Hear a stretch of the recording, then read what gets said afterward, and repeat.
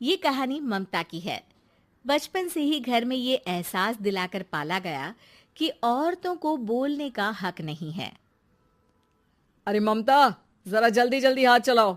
रोज office में देर पहुंचता हूँ तुम्हारे कारण। लेकिन आपका सारा खाना पैक और तैयार भी है। अरे जबान जितनी चलाती हो उतना अगर हाथ चलाती ना तो शायद घर को अच्छे से मैनेज कर पाती।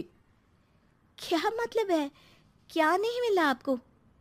मोजे मोजे कौन देगा? ममता भागकर पति को मोजे देती है। वो हर किसी का ख्याल रखती, लेकिन उसके घर में रोज का रोना लगा रहता। अरे माँ, आज स्कूल में टीचर ने मुझे फीस के लिए डांटा। माँ, मुझे अच्छा नहीं लगता कि स्कूल में फीस के पैसों के लिए मुझे कोई भी बात सुनाए। अरे पर बेटा, ये तो पापा करते हैं ना, सारा ऑनलाइन। मुझे तो इसकी जानकारी भी नहीं है। हाँ हाँ, बना लो बच्चों के सामने मुझे बुरा।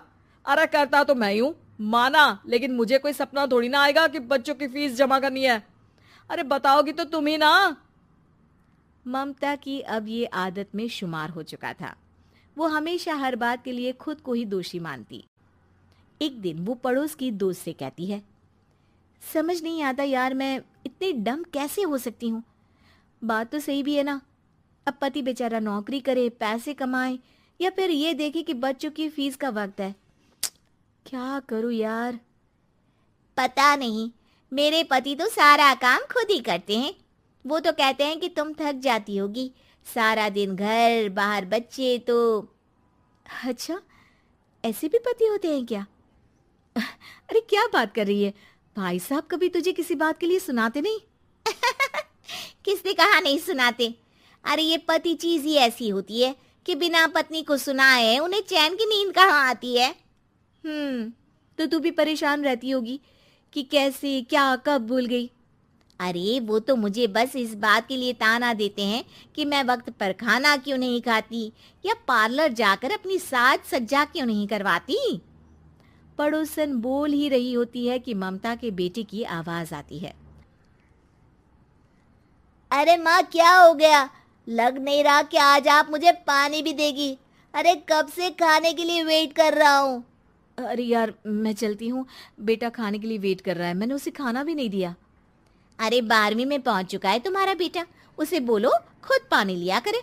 मैंने तो अपने बच्चों को काम करना सिखाया है। अरे यार, खुद की भी तो कोई लाइफ है।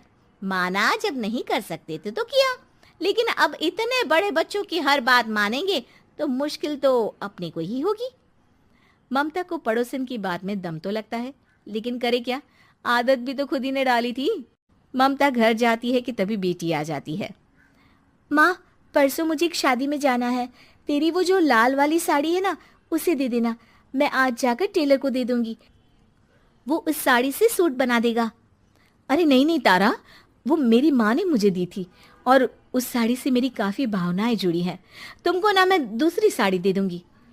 ओके, कोई बात नहीं, लेकिन आज दे ही देना पक्का।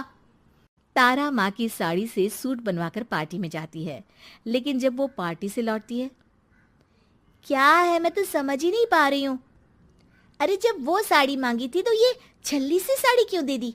मैं ही पागल थी जो इस साड़ी का सूट बनवा लिया मैंने। माँ, जानती भी हो कि कॉलेज में मेरी कितनी हंसी उड़ी। तभी वहां ममता का पति सुनील आ जाता है।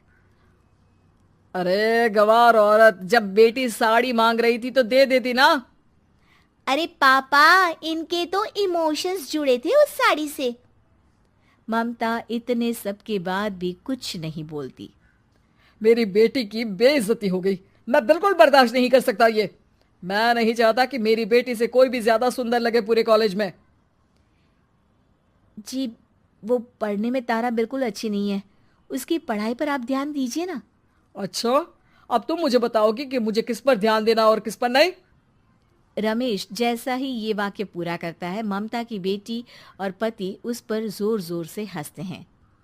अरे ठीक है ना, पता ही नहीं चला कि कैसे वक्त इतना बीत गया। अरे कैसे पता चलेगा माँ, हम लोगों के पीछे जो तू बैताल की तरह चिपकी रहती थी, तुझे कैसे वक्त का पता चलता।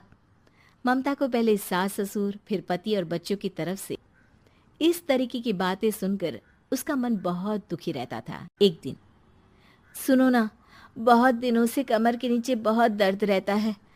कल मैंने देखा तो एक फोड़ा था। अरे ममता, एक बार अपने पति से बात करो, वो तुम्हारा फोड़ा डॉक्टर को दिखा देंगे। अरे नहीं नहीं, वो तो गुस्सा हो जाएंगे। अरे क्यों गुस्सा हो जाएंगे? तुमको दर्द है?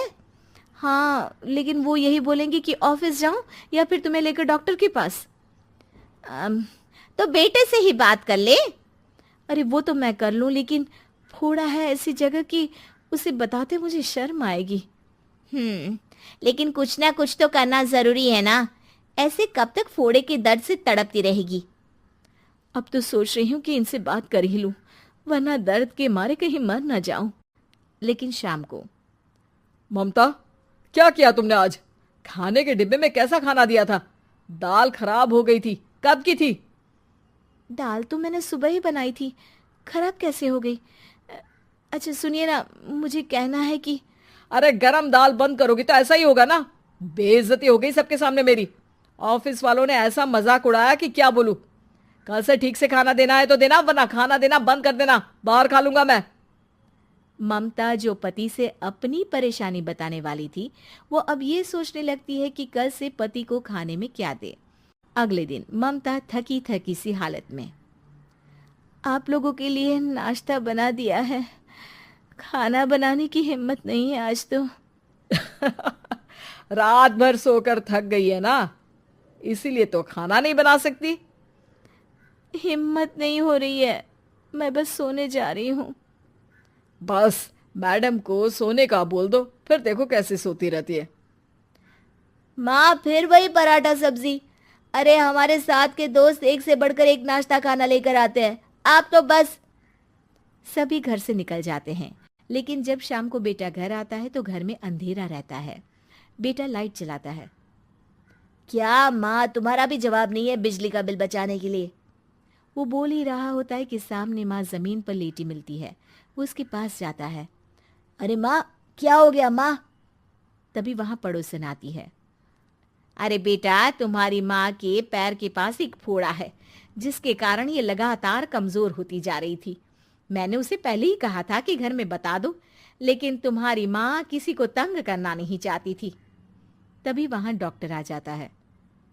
अरे इनके ऑर्गन में दिक्कत है, कोई बात है जो इनके मन में खटक रही है। अरे नहीं नहीं, इसके मन में कोई बात नहीं है। कोई काम है नहीं ना इसके पास, सारा दिन बस घर में ही रहती है। देखिए, मैं तो ये नहीं जानता, लेकिन हाँ, इनके मन में हमेशा कोई बात रह जाती होगी, इसीलिए उनकी ये हालत है। अगर आप समय से नहीं ले आते तो हो सकता था कि। अरे नहीं नहीं डॉक्टर साहब, हम पूरी कोशिश करेंगे कि वो ठीक हो जाए। हम लोगों ने अपनी ही परेशानी माँ के सामने रखी, लेकिन किसी ने माँ की दिक्कत को जानने की कोशिश तक नहीं की। हाँ, मैंने भी ममता को हमेशा घरेलू जरूरत से ज्यादा काम का नहीं सोचा था। ममता को होश आता है और वो खुद को अपने बेडरूम में देखती है। वो उठने की कोशिश करती है कि माँ, अब आप नहीं उठेंगी, हम लोग है ना, हम लोग आपको पूरी तरह से खुश रखने की कोशिश करेंगे।